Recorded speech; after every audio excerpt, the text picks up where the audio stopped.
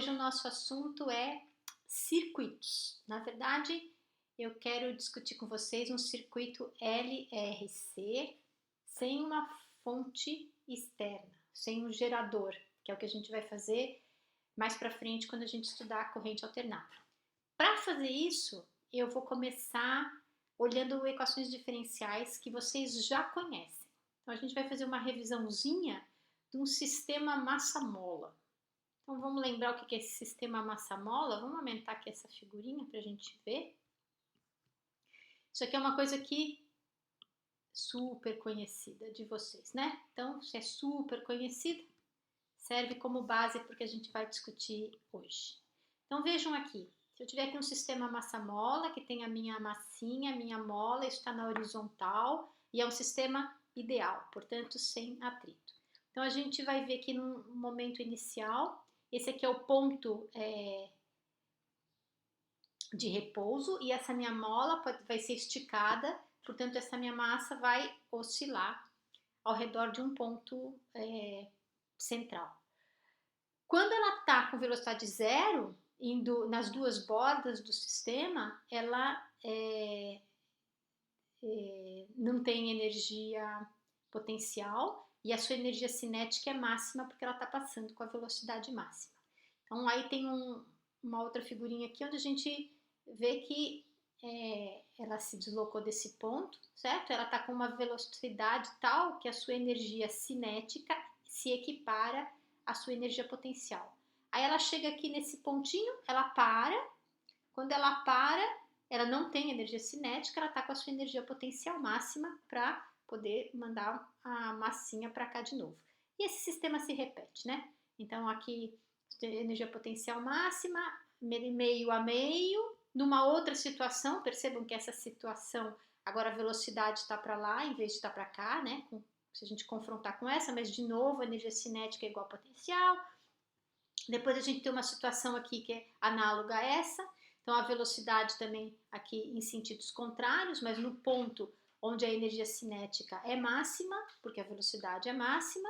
E aí a gente tem essas duas coisas novamente iguais, a cinética igual a potencial, e assim por diante, esse ciclo se refaz. Bom, por que eu estou falando do sistema massa-mola? Eu estou falando do sistema massa-mola porque essa situação, que é de um sistema conservativo, tem uma equação diferencial que vocês conhecem muito bem, né? Então eu vou mostrar aqui várias formas da gente olhar para essa equação diferencial, todas conhecidas de vocês já desde o curso básico lá de mecânica. Então, no sistema massa-mola, a gente sabe que a energia conservativa, sem atrito, a energia é a soma desses dois pedaços, né, da energia cinética e da energia potencial, e a gente sabe que a velocidade é dx dt, variação do espaço percorrido com relação ao tempo. Portanto, a energia total, eu posso reescrever dessa forma, substituir o V por dx dt, e posso escrever isso nesse formato, né? Então, a soma das duas energias está associada com essa quantidade aqui que é conservada.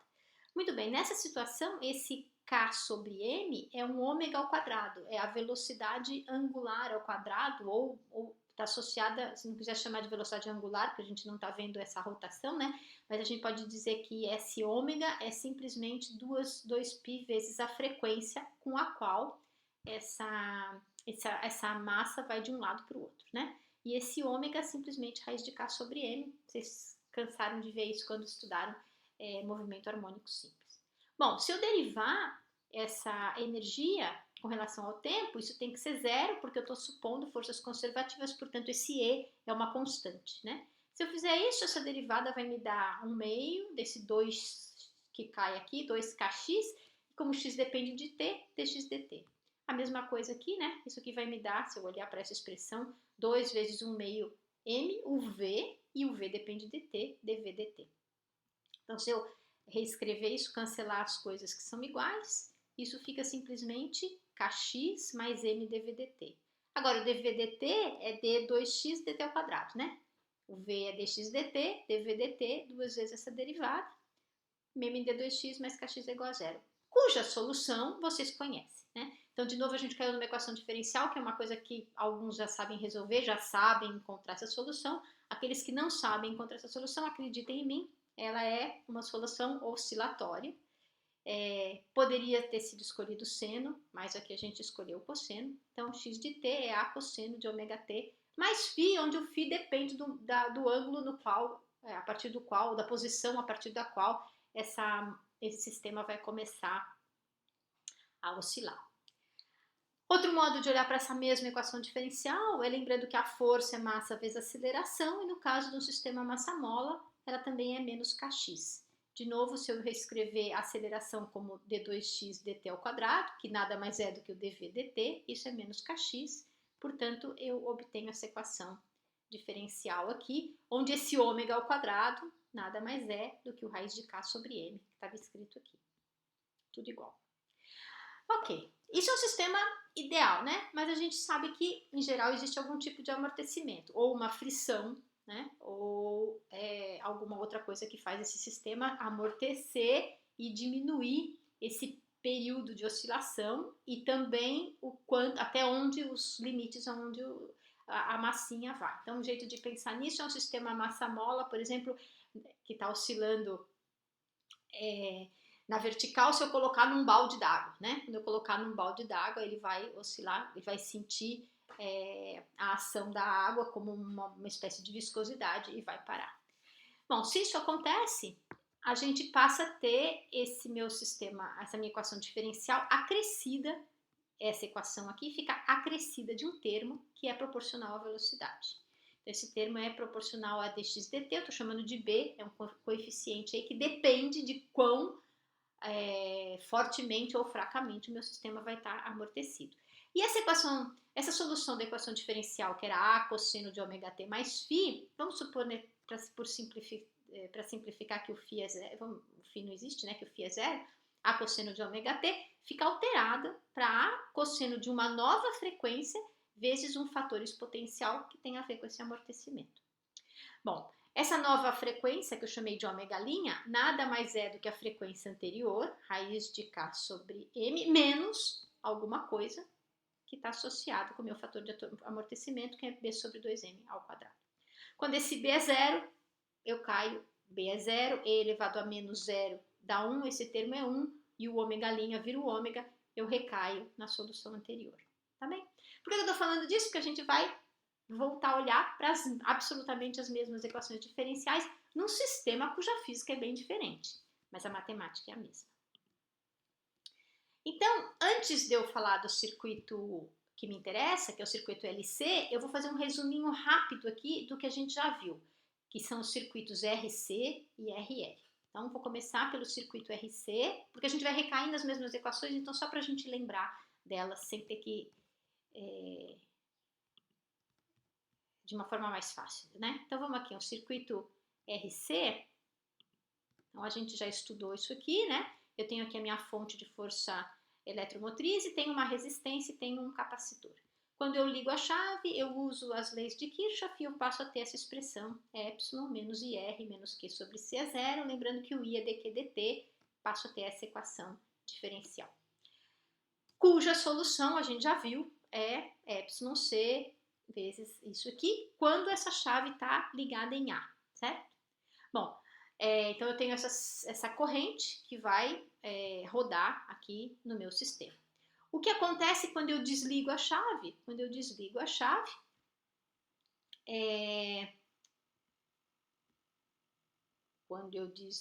chave, tá na próxima figurinha. Então, vou deixar isso aqui na frente da minha carinha e vou botar aqui o que acontece quando eu desligo a chave. Vou aumentar um pouquinho mais.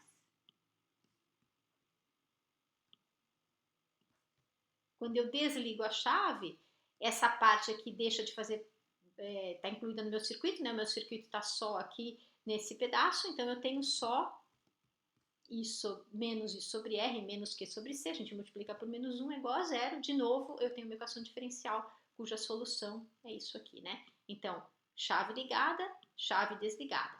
A corrente é dQ dt, então basta eu derivar essa expressão, chave ligada, chave desligada. tá bem? Só para lembrar que a gente já viu e qual é a cara dessa equação diferencial. A gente já viu também o circuito RL, né? No circuito RL, quem armazena energia não é mais o capacitor, mas é o indutor. E a gente tem equações diferenciais ligeiramente diferentes. Então, tá aqui o meu circuito RL. Então, tem uma força de eletromotriz variável, corrente, indutor. Se a gente usar, vamos voltar aqui, vamos olhar só para cá que é mais simples. Se eu pegar aqui esse meu circuito e tiver o R e o L, vamos aqui que é o que me interessa, né? Então, de novo, menos IR, menos LD e DT, quando isso aqui está ligado, mais a fonte de força eletromotriz igual a zero. Eu tenho essa equação diferencial, cuja solução é essa corrente aqui. Circuito, vou botar aqui de novo, circuito desligado, essa equação diferencial fica ligeiramente alterada, porque eu não tenho mais esse epsilon aqui, certo? Então, isso aqui agora é zero. E a solução dessa equação diferencial também é ligeiramente diferente. Então, em vez de eu ter esse 1 menos, eu tenho só essa parte aqui. Muito bem. Só uma outra coisa que a gente vai usar, que é qual é a energia que é armazenada num indutor, é L ao quadrado sobre 2. Então, são coisas que a gente vai voltar a ver. Então, pessoal, lembrando que a gente já viu isso. Portanto, o que acontece se a gente tiver um circuito LC? Então, vamos começar com um diagraminha exatamente como aquele que eu mostrei lá no caso da sistema massa-mola, né? Para a gente ver como é que isso aqui funciona. Então, vamos supor...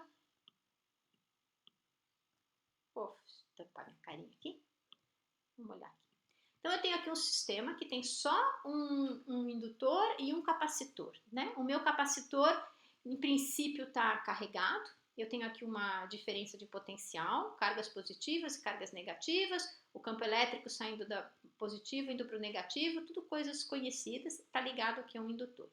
Bom, toda a energia desse sistema, desse circuito nesse momento, está armazenada no capacitor, no campo elétrico, certo?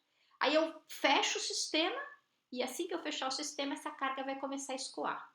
Quando ela começa a escoar, o capacitor vai passar a ser descarregado e vai aparecer uma carga, uma corrente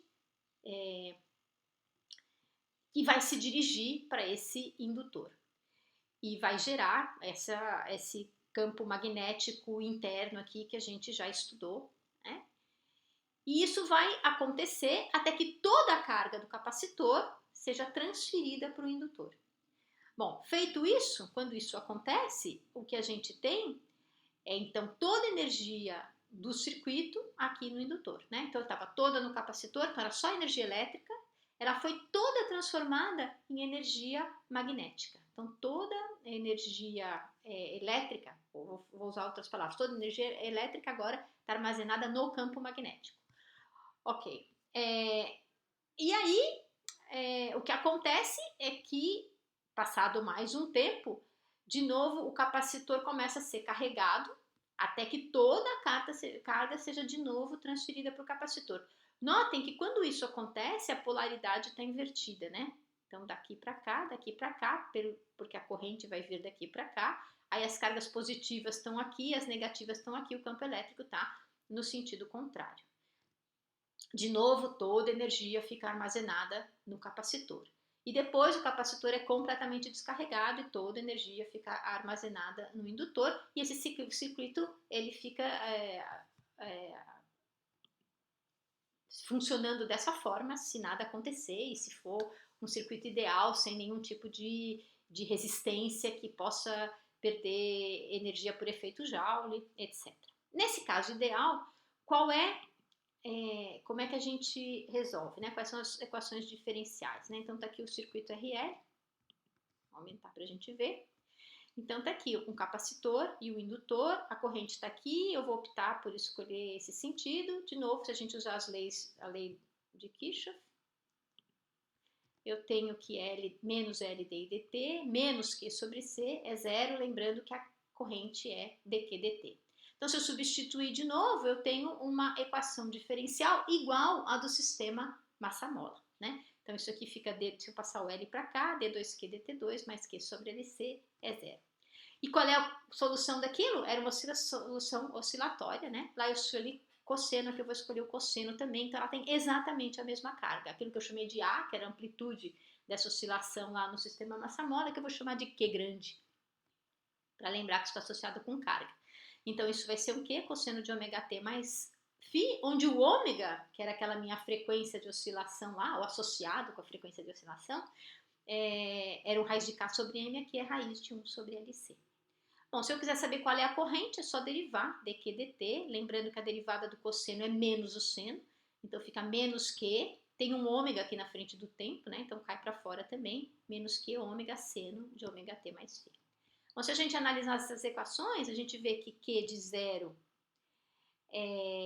eu posso ter toda a carga nesse momento inicial no capacitor, ou posso ter no indutor, né? Vai depender de como eu analisar isso. Então, se essa minha carga estiver toda no capacitor, eu vou dizer que essa carga é a carga máxima. Então, isso aqui fica Q cosseno de φ, e nesse caso eu sei que o φ é zero. Nesse caso eu não tenho corrente, né? Derivada disso aqui, da carga máxima, que é a constante, é zero. Por outro lado, ou outro jeito de olhar, é olhar para essa expressão e olhar se eu tenho o t é zero e o φ é zero, o seno de zero é zero, o i de t é zero. Ou eu posso ter a carga total zero e ter a corrente máxima lá no indutor. Então, nessa situação, o i de zero é o máximo, que é Q ômega máximo, certo? Seno de menos 1 vai dar o Q ômega, que é o máximo possível, e a carga nesse instante vai ser zero, portanto esse meu φ aqui é π sobre 2, né? Porque cosseno de zero é 1, então para eu garantir que eu tenho cosseno de algum ângulo igual a zero, é porque esse ângulo é φ sobre 2. Muito bem, isso tudo vocês já viram, e agora a gente vai olhar um pouquinho para a energia desse circuito, né? Então a gente já viu o desenho associado com ela, a gente sabe que o L ao quadrado sobre 2, eu mostrei lá, é a energia que a gente armazena no indutor, e também a gente viu que é o quadrado sobre 2C, é a energia que a gente armazena num capacitor. Portanto, quando eu somar essas duas energias, eu tenho a energia total, que é o quadrado sobre 2C. Como é que eu sei isso? Bom, muito simples, deixa eu de exercício aqui para vocês provarem. É só pegar L ao quadrado sobre 2, lembrando que I ao quadrado é esse cara ao quadrado, e somar com Q ao quadrado sobre 2C, lembrando que o Q ao quadrado é essa tralha Q ao quadrado. Dá para ver que aqui eu vou ter um termo em seno ao quadrado, aqui eu vou ter um termo em cosseno ao quadrado, seno ao quadrado mais cosseno ao quadrado vai dar 1, por isso que essa expressão aqui vira uma constante, é um exercício bem simples do tipo do sistema massa-mola. Vocês devem interromper agora esse vídeo e fazer isso, ver que isso é verdade, né? Que aí não continuar para frente. Então, o que a gente viu até aqui é que essa forma magnética da energia está primeiro toda acumulada no indutor e depois toda ela vira essa forma elétrica da energia toda no capacitor, e isso vai num ciclo, né? Ok. E se eu tiver um circuito RLC? Eu já vou mostrar números para vocês, tá? Números e fórmulas e comportamentos, tudo. Eu fiz um programinhas para a gente ver isso. Agora, o que acontece se a gente tiver um circuito RLC? De novo, eu vou dizer o seguinte para vocês, né?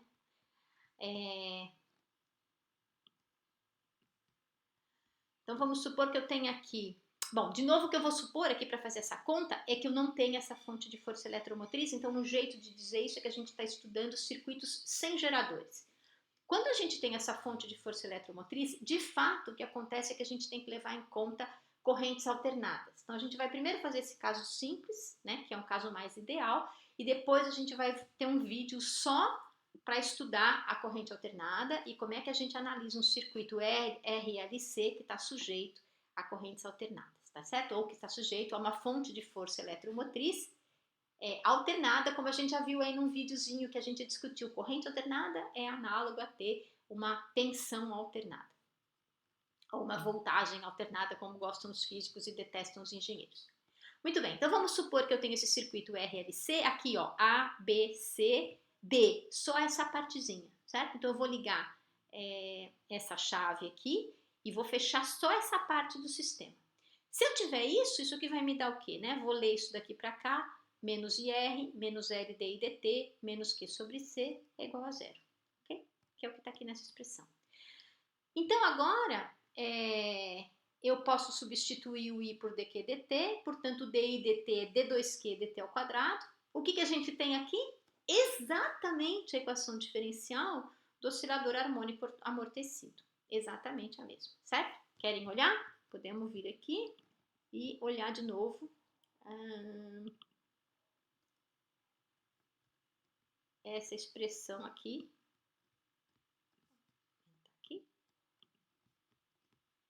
Essa expressão que está aqui. Vamos ver se funciona assim.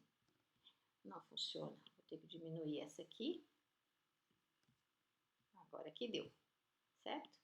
Então, vamos comparar essas duas expressões para a gente ver que é a mesma coisa, ó. Eu tenho, claro, eu posso dividir isso aqui por m, né? Então, isso aqui fica d2x dt2 mais b sobre m mais k sobre m x. Lembrando que o k sobre m é o ômega, né? Então, aqui fica igual a 1 sobre k sobre m, o ômega é raiz de k sobre m, né? Aqui é a mesma coisa, fica o q sobre LC, lembrando que raiz de 1 sobre LC é o ômega. Então, vejam que é exatamente a mesma cara, né? Derivada segunda, uma constante na frente de uma derivada primeira, e depois a expressão que aqui vai com x, aqui vai com q, a mesma equação diferencial idêntica.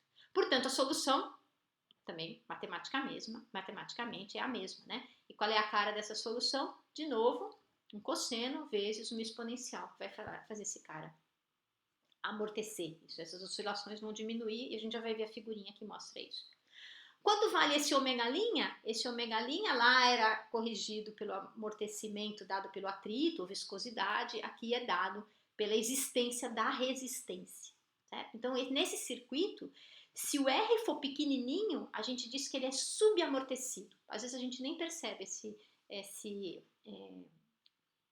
amortecimento. Se o R for grande, ele é amortecido. Se o R for muito grande, ele é super amortecido. E aí a gente vai fazer uns gráficos para perceber isso. Então, eu vou fechar aqui. E para fazer esses gráficos, eu vou começar revendo os circuitos que a gente já estudou, né? Então, vou rever aqui, vou começar de novo a recuperar aquele programa que eu fiz para a gente estudar. Primeiro um circuito RL, deixa eu só escolher que números que eu escolhi aqui. Não, o primeiro que a gente estudou foi, na verdade, o circuito RC, né? Então, vamos começar pelo circuito RC. Então, se eu tiver aqui um circuito RC, a gente já brincou um pouquinho de botar números nele, né? Então, de novo, aqui é um programinha em Fortran ridículo, vocês podem fazer em Python, em matemática, façam, que vocês vão ver como é que a fórmula vira um gráfico sem vocês terem que colocar numerozinhos. Se vocês não conseguirem, coloquem valores nessas expressões e desenhem as funções, o que é mais difícil. Além do que fazer gráficos, uma coisa que vai ser muito útil na vida de vocês, então quanto antes vocês começarem a brincar com isso, melhor. Então esse meu programinha eu já compilei. Opa! Chama RC, vamos botar ali um valor de R, né? Então eu vou começar com R igual a 100 ohms. A gente pode escrever aqui, ó, antes disso. Vou escrever aqui quais são os valores que a gente está usando, porque fica fácil depois vocês voltarem aqui no vídeo e olharem sem ficar olhando pro... Vamos ver aqui. Então, se eu tiver um circuito RC, então eu vou escolher aqui, ver que valores a gente pode botar. A fonte de força eletromotriz eu vou botar 300 volts. A minha capacitância 25 microfarads. E a resistência gigante, 100 ohms. Então, vamos lá. Então, resistência 100, capacitância 25 D a menos 6, e a fonte, aí calculo tal, né? E a fonte de força eletromotriz, 300 volts. E aí, se vocês lembrarem, a gente tinha feito aqui... Peraí, deixa eu fazer de novo.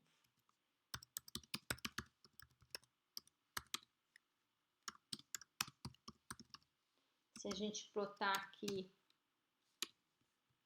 a gente tem... desculpa. É 50. Se a gente plotar aqui, ó, Posso até botar assim para ficar mais simpático. With line. Com uma linhazinha ali. A gente tem o tempo. Percebam que isso aqui é segundos, né? 0,04 segundos. É bem rápido. Aqui tem o comportamento da carga quando ele carrega. E aqui eu tenho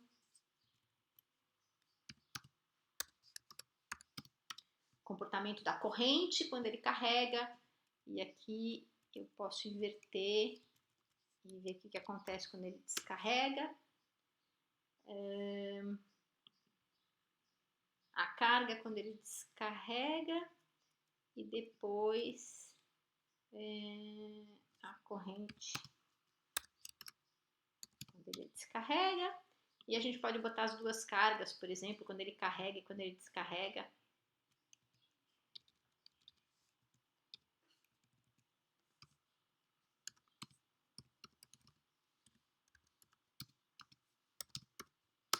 Certo? Então, isso aqui a gente já tinha visto. Agora, eu vou olhar para o circuito. O RC já foi, vamos fazer o circuito RL. Agora, de novo, vamos botar aqui os valores para vocês, depois, se quiserem reproduzir. Vamos ver aqui. Vamos botar aqui RL. Então, no RL eu vou usar a mesma fonte de força eletromotriz. Vou usar, agora não tenho capacitância. Agora o que eu tenho é a indutância, que eu vou botar uma indutância enorme. 10 henries é muito grande, certo? E vou manter a mesma resistência, que também é enorme. 100 ohms. Vamos ver o que acontece lá. Agora eu vou no RL. Então, o valor de R, de novo, eu mantive. O valor de L, 10. E o valor da força eletromotriz, 300.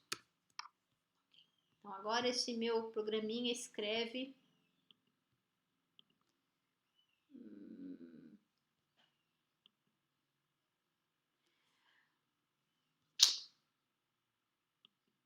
Eu fiz uma bobagem. Não fiz nada. Esse aqui escreve no... Ali era o 50, né? Já tá bem. Então, aqui ele escreve no 60, né? Então, eu vou começar aqui. Forte 60. Aqui tá o quê? Aqui tá a corrente. Percebam que essas unidades são muito diferentes do que a gente tinha aqui, ó. Deixa eu pegar aqui os 50. Isso aqui era o circuito RC. Isso aqui era o circuito RC. E agora esse aqui é o circuito RL, ó. As unidades aqui são bem diferentes. Por quê? Porque o fato de eu ter trocado uma capacitância de microfarads por uma indutância de henrys faz diferença aí nas todos os valores que vão aparecer no circuito. Ok? A outra coisa que eu posso plotar aqui é quando ele está carregando, né? E quando ele está descarregando. Então, vamos aqui. Isso aqui tudo a gente já viu, né? Tô só repetindo aqui coisas que já foram discutidas aqui com vocês, só para a gente relembrar. Então, quando carrega, quando descarrega, aí a corrente do sistema. Aqui só, cuidado, uma coisa aqui que eu falei, uma bobagem, que eu falei que era, eu comparei os 50 com 60, né? Mas o que eu tenho que comparar é com 3, tá? Não, vamos ver aqui, 50. Que é corrente, né? Não com a carga. Tá aqui, tá? Então, aqui é a corrente que eu tinha antes, e aqui as minhas unidades, e agora aqui, nesse caso, aqui a corrente, certo? E aqui a unidade. A gente podia tentar botar junto, deixa eu ver. Vou botar aqui os dois juntos.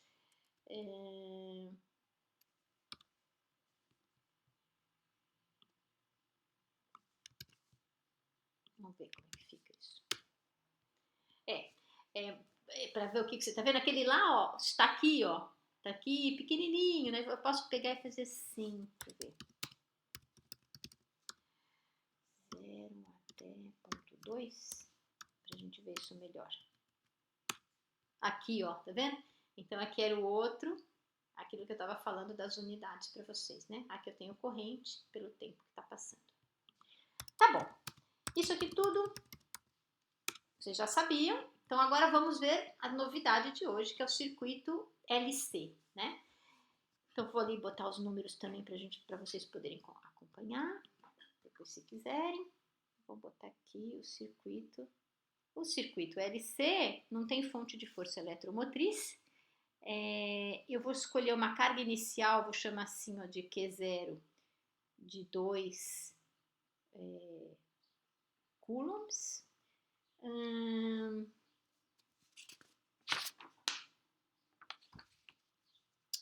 E vou usar esse cara aqui, 10 ohms, depois a gente pode mudar.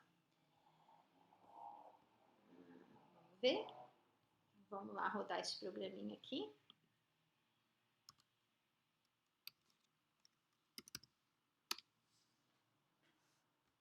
Então, L, eu disse que eu ia usar o mesmo, né? 10. Ah, esqueci o valor de C, claro, é o circuito LC. Vamos botar o C aqui também. Eu falei que não tinha capacitância, tô maluca, não tenho resistência. Então tá, vamos voltar aqui.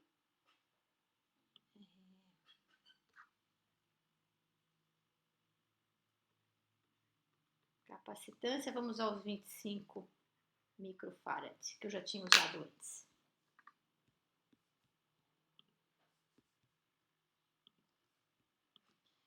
25D a menos 6. Eu fiz tudo errado, Ctrl C. Perdão.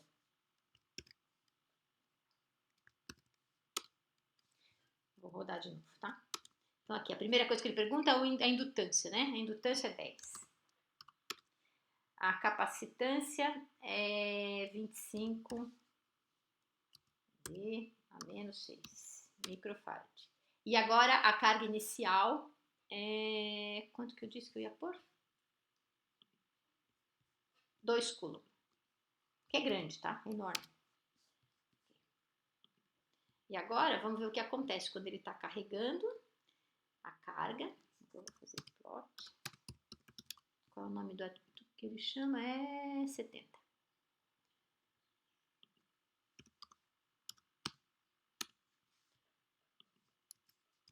Para a gente conseguir guiar os olhos. Ahá! Oscila completamente diferente do que a gente tinha visto antes, certo? E agora eu posso ver, isso aqui é a corrente, né? Agora eu posso, desculpa, isso aqui é a carga, agora eu posso ver a corrente. Corrente, tá lá, na corrente. Que é enorme, né? Perto dos outros valores que eu estava olhando ali, e ela oscila. Muito bem. Agora, vamos ver o circuito RLC. Então, de novo, vou botar os valores aqui para o circuito RLC. O circuito RLC eu vou mudar um pouquinho esses valores para a gente poder analisar aquelas 3 situações que eu disse. Superamortecido, amortecido, sugamortecido, né? Então, vou descrever aqui o circuito agora RLC. Eu vou supor que o meu L é 10 millihenries.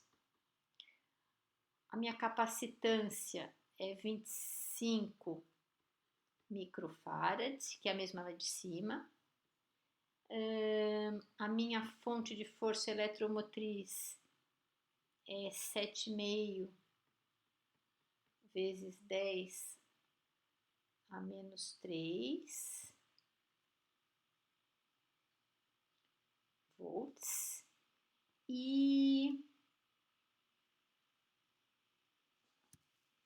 não, perdão, isso aqui não é... Peraí, vou apagar. Não vou ter isso aqui. Posso deixar esse valor? Posso deixar esse valor. O que eu vou ter é uma carga inicial, tá certo? Porque no circuito RLC a gente ainda não está usando corrente alternada, então a gente está usando sem fonte de força eletromotriz. Deixa eu ver se eu consigo escrever aqui. Q0. Ok? E agora, o que eu vou variar é a resistência. Então, eu vou usar uma resistência assim, pequenininha, 10 a menos 2. Depois eu vou usar 10 a menos 1. E depois eu vou usar 1 ohm. E vou manter esses valores fixos para a gente perceber o que acontece. Então, vamos lá. Então, meu circuito agora é o RLC. Então, a carga inicial, eu disse que era 7,5 vezes 10 a menos 3 coulomb. A resistência é 1 D a menos 2. A indutância, 10 D a menos 3. Opa, 10 D menos 3. E a capacitância, 25 D a menos 6 microfarad. Então, tem uma frequência aqui grande. E aí, vamos ver o que é que sai. Ele vai sair nesse forte 80, né? Então, forte 80. Deixa eu botar assim, ó. Slime. Dá para ver o amortecimento, né? Não é super amortecido. O que acontece agora se eu diminuir a minha resistência? Então, eu vou manter todos os valores iguais para a gente perceber. Então, a carga inicial 7,5 D menos 3. A resistência eu vou mudar para 1D, vou botar aqui, ó, 0,1. A indutância vai ser a mesma. E a capacitância também vai ser a mesma. Pronto, aí vejam que esse número mudou um pouquinho, né? O que acontece aqui? Muda muito, certo? Aqui, isso aqui tá passando o tempo, né? Então, percebam que ele amorteceu. Se a gente olhar só para esse comportamento aqui, ó, a gente teria uma coisa dada pela exponencial. Isso aqui é determinado pela exponencial. Isso aqui é determinado pelo cosseno que está lá dentro. Vamos fazer mais um caso. Vou aumentar um pouquinho mais essa resistência. Vou manter tudo igual. Então, 7,5 D a menos 3. A resistência 2. A indutância a mesma. E a capacitância 25 microfarad. Vejam que esse número aqui, ó. Opa, o que eu errei aqui? Ah, eu errei a resistência. Voltou para o primeiro. Vou fazer de novo lá. Vamos lá. Aqui 0. 7,5 menos 3. A resistência diz que é por 1, né? 1. Isso. A indutância e a capacitância. Tô ficando com fome, esse é o meu problema. Ok, aí essa frequência, ó, 99, diminuiu aqui, 37. E aí o que a gente tem? Isso aqui. Então, amorteceu rapidamente, né? Se eu ainda posso brincar de fazer assim, ó.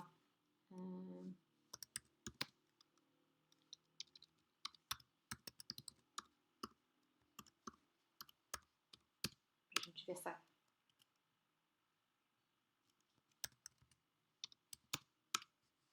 A gente vê essa cara mais de perto, né? Já obteve aqui. Muito bem. De circuitos, é isso que eu queria mostrar. E agora, a aplicaçãozinha do dia, que é a guitarra elétrica. Então, eu peguei aqui uns sites. Esse aqui eu gostei, que é Português de Portugal. Descobriu o fenômeno da indução eletromagnética, tudo isso que a gente já sabe, mas aqui tem uma explicaçãozinha em um parágrafo do que a gente vai ver que não é assim tão simples, né? Que diz o seguinte: numa guitarra acústica, o que é a guitarra acústica? É o violão, né? Então, quando a gente toca o violão, eu ia tocar aqui para vocês, mas achei que não vale a pena. Então, quando a gente toca o violão, o som produzido através da vibração das cordas, se não tivesse aquele buraco lá dentro do violão e aquela caixa de ressonância toda, né, que a gente tem aqui também, né, que é o tal corpo do violão, que é que ele chama corpo da guitarra, esse som não seria amplificado. Então, aquele corpo todo, aquele que é bojudo, que aí tem vários, né, se vocês olharem lá para os violões que o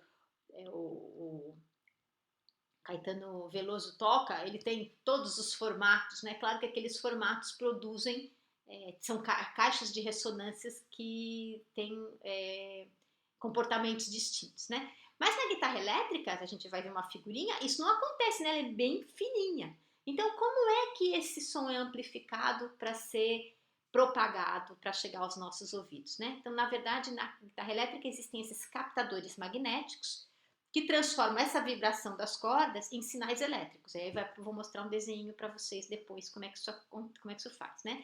E esse captador elétrico consiste nessa coisa que eles chamam de pick-up, que são colocados por baixo das cordas, que tem uma bobina ali dentro que a gente não enxerga, né? Que tem um campo magnético permanente. Conforme a corda vibra, é como se a corrente estivesse vibrando e a gente gera um campo.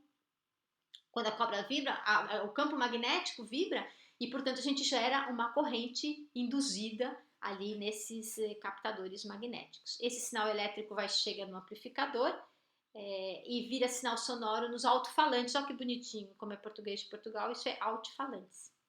Portanto, a guitarra elétrica não precisa da tal caixa de ressonância e o formato do corpo pode ter o que for, então por isso que tem gente que tem essas guitarras assim, não, parece um Z, tem outras que são formatos variáveis. Tá? Eu vou parar aqui, depois se vocês quiserem eu passo o link desse site que dá diversos fabricantes aí de guitarra elétrica que produzem essas guitarras com esse corpo dela, essa parte dela toda com geometrias diferentes.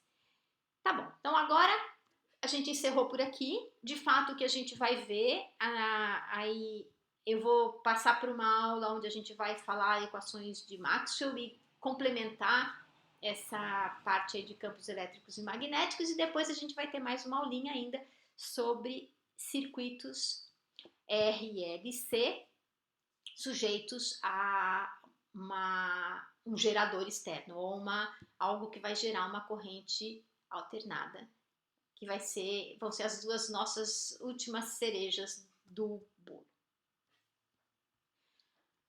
Muito bem, então só antes de concluir, eu vou mostrar aqui um videozinho que fala a física da guitarra elétrica de uma forma mais lúdica e com as equações e com os desenhinhos, né? Coisas que a gente já viu até aqui. E eu achei um aqui que faz muito bem, então eu vou deixar vocês ouvirem esse vídeo aqui por um tempinho. É do professor Douglas Gomes, que em princípio tem um site voltado para ensino médio, mas esse vídeo aqui é muito bom. Vamos lá. Alto-falante funciona assim. Ele tem um ímã fixo. Você já deve ter quebrado um alto-falante comum. Você já deve ter visto que tem uns ímãs lá dentro. Este ímã tá ali fixo, mas você vai ter aquele cone que fica vibrando, fazendo aquele tum. Na hora que você deixa passar uma corrente elétrica por uma bobina, um conjunto de fios isolados, você vai ter os elétrons também se movimentando ali. Lembra que um elétron em movimento se transforma em um ímã. Só que a corrente que vai ficar passando por ali vai ser uma corrente de sentido variável, também chamado de corrente alternante ou alternada. À medida que essa alternância vai acontecendo, vai ter horas que desse lado aqui vai ser um polo norte, vai ter horas que deste lado aqui vai ser um polo sul. E por conta disso, tem horas que vamos ter atração, tem horas que nós vamos ter repulsão.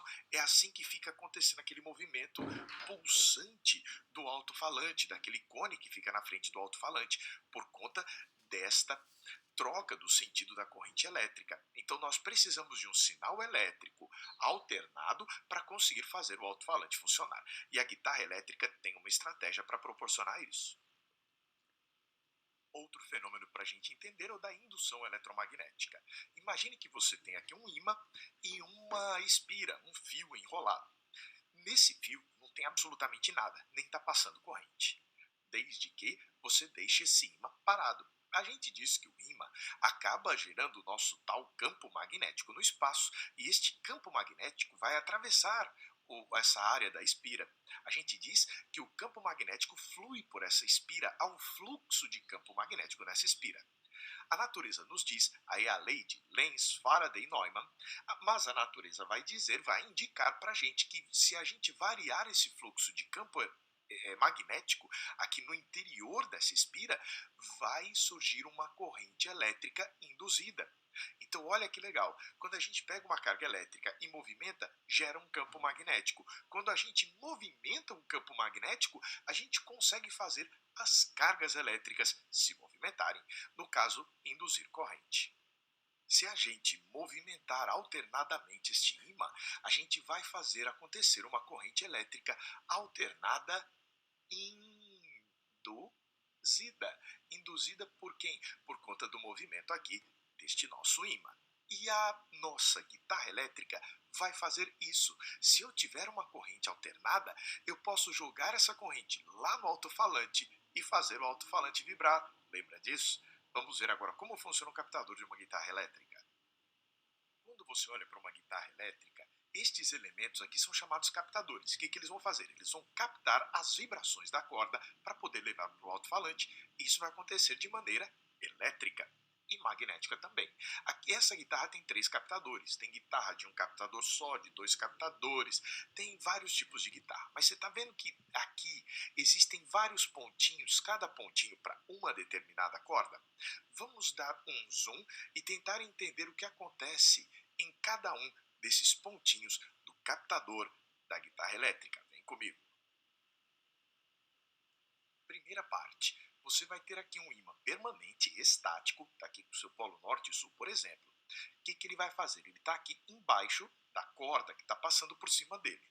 Essa corda tem que ser feita de metal, não pode ser corda de nylon, porque nylon não apresenta propriedades magnéticas. Se você pegar aqui uma corda de aço, que é feita de ferro, né, tem ferro na composição do aço, você vai notar que este ímã permanente estático, ele tem ele gera um campo magnético que não varia com o passar do tempo, é um campo estático, ele vai induzir a imantação da corda. A corda vai se imantar por indução, igual eu havia comentado com você, os microímãs, né, aqueles domínios magnéticos da corda, eles vão se alinhar com o campo deste ímã permanente, estático. Agora, eu vou precisar criar um sinal elétrico para enviar para o alto-falante. Vamos ver como é que isso é feito.